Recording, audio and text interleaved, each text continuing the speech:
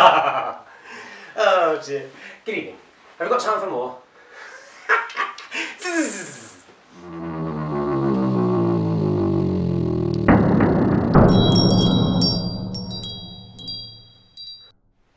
Hello, and welcome back to another episode of T.H.CooneyArt. In this video, I'm going to be showing you my not quite masterpiece.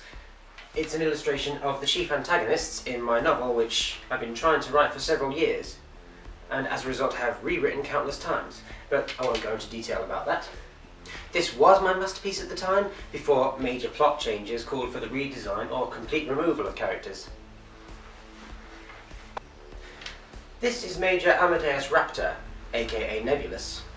He is basically a spirit made of trillions of metal particles that he can control telekinetically, and he can use them to form any item he wants, be it weapons, equipment, or anything he needs, and he can blind enemies with his dust, and he can also fly anywhere he wants. How he came to be in this form is a mystery. I could leave that to the audience to figure out. Before he was Nebulous, he was just called Darkness, and he was a sort of Dark Tower gunslinger meets Dementors from Harry Potter, wielding a 20-foot nine-tails whip to create his dust, and he could create an army of horses, and he rode a horse as well, and he could fly that thing anywhere he wanted. That was just me letting my imagination go crazy, so it worked for a while, but then I started working on an idea that was a bit more logical, so unfortunately that meant getting rid of him. Now this is one of my best characters, Dakota Windsor, aka Mercurial. Mercurial means fast and acrobatic, so he is a master martial artist.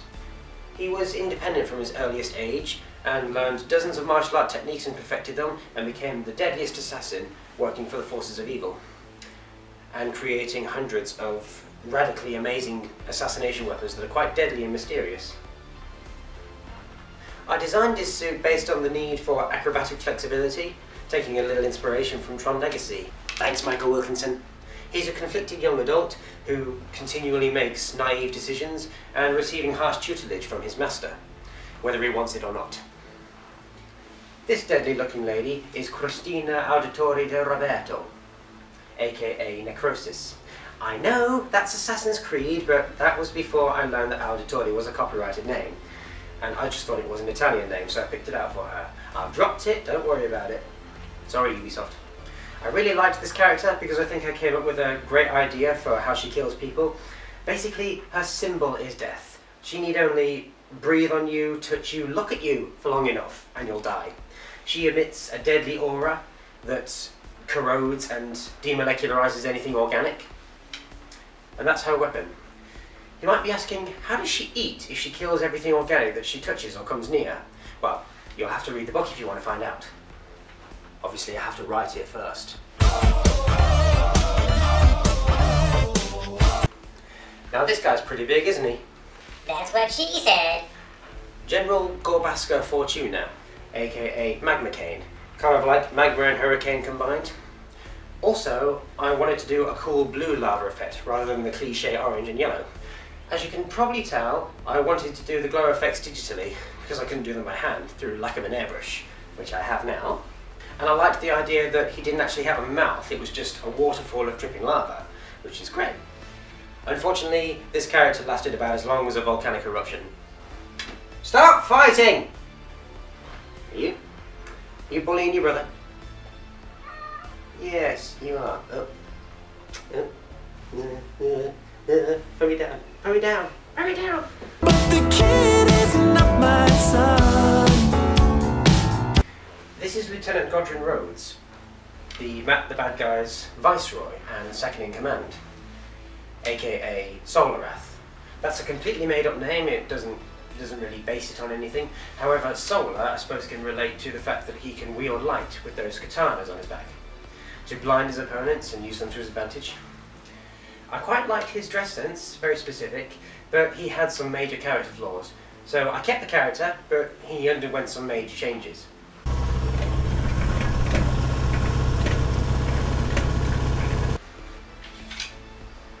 Now you might be asking, who is this girl?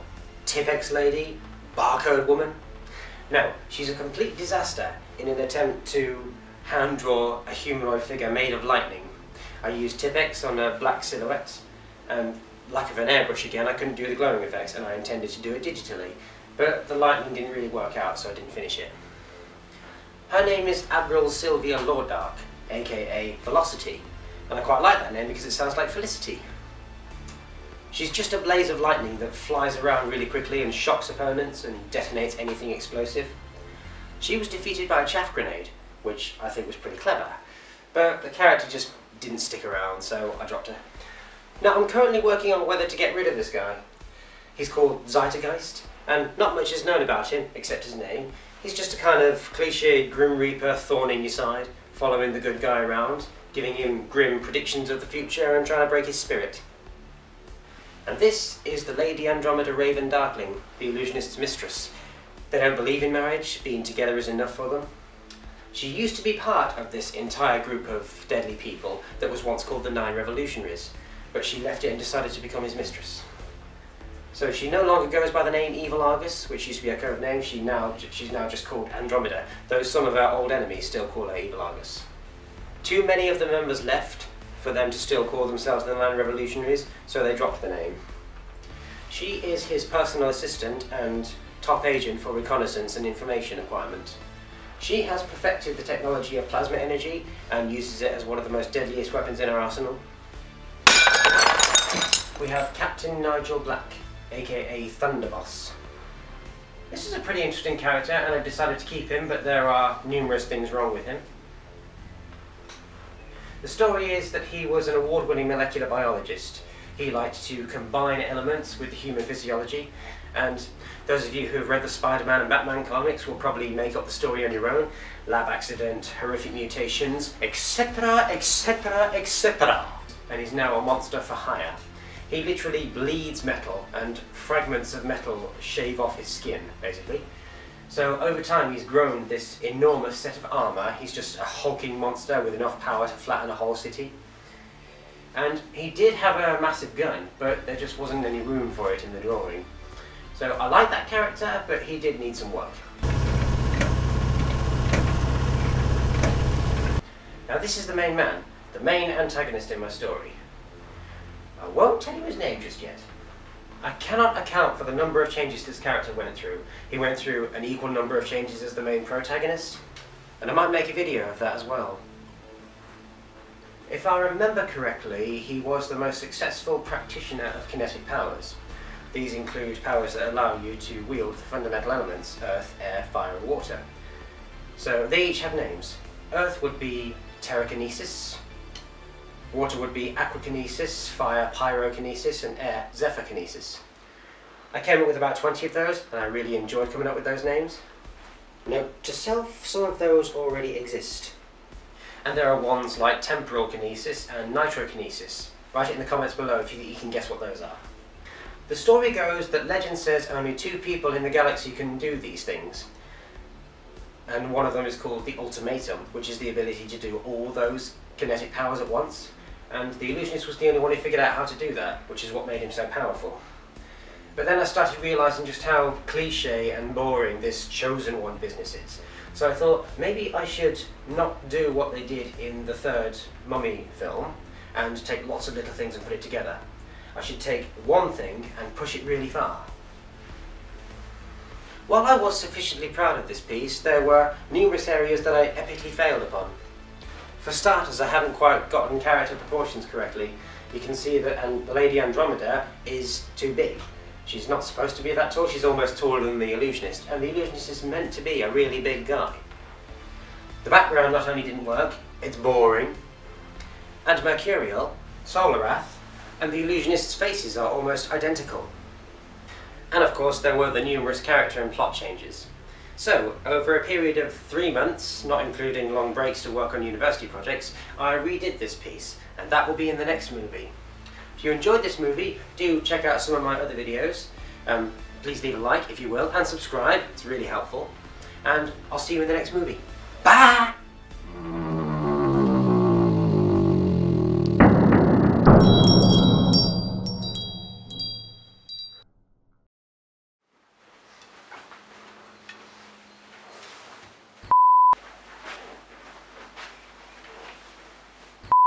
And this This is Andromeda Raven Darkling, the Lady Andromeda, they call her. Her code name was Evil Argus, but since she left the group that used to be called the Nine Revolutionaries, that's what all these guys were called. No, that's a terrible version. He's a conflicted young adult who constantly makes This deadly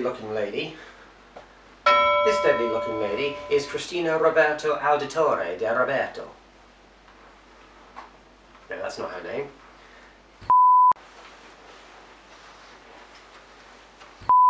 This is one of my best characters, Dakota Windsor,